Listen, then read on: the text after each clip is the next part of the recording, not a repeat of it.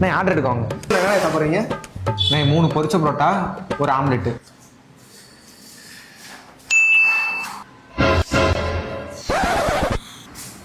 அண்ணே. சொல்லுங்கண்ணே.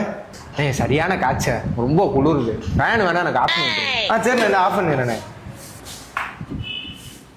வாடா குருமா எடுத்துடாடா அண்ணனுக்கு. எவன்டா ஃபேன் ஆஃப் பண்ணிட்டாங்க? பாவம் ஃபேன் காத்து இல்லாம உட்காந்துருக்காரு.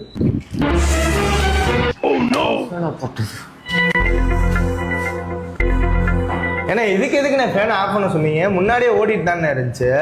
நான் எங்கேயா போட்டேன்? ஆல்ரெடி காய்ச்சல உட்காந்துருக்கேன், குளிர் வேற ஓவரா இருக்கு. ஃபேனை போட்டு விட்டு போயிட்டேன். ஆஃப் பண்ணி ஆமாதா சார் கூச்சுவேன், இந்த ஆஃப் பண்ணிடுறேன். எவன்டா ஃபேன் ஆஃப் பண்றாங்க? எவன்டா ஃபேனை போட்டா? ஏன்னா என்னென்ன ஆச்சு?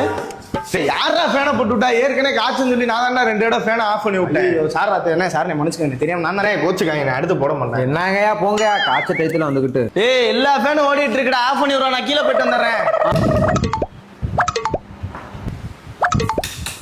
என்ன ஆள் உட்காந்துருக்காங்க ஃபேன் ஓடாம இருக்கு. டேய் வாங்கடா, எவன்டா ஃபேனை போட்டது? என்னண்ணே நான் தான் சொல்றேன் எனக்கு குளிருது, ஃபேன் வேணாம்டா. அப்புறம் மறுபடியும் வந்து போட்டு போட்டு போட்டு போட்டு விளாண்டுட்டு இருக்கீங்க. என்னடா நினைச்சிட்டு இருக்கீங்க? சார்ண்ணே, டேய் எவன்டா ஃபேன் போட்டது? நான் தானே வைக்கல இருப்பான்னு சொல்லி ஃபேனை போட்டு விட்டேன். டேய் ஆஃப் பண்றா ஃபேனை.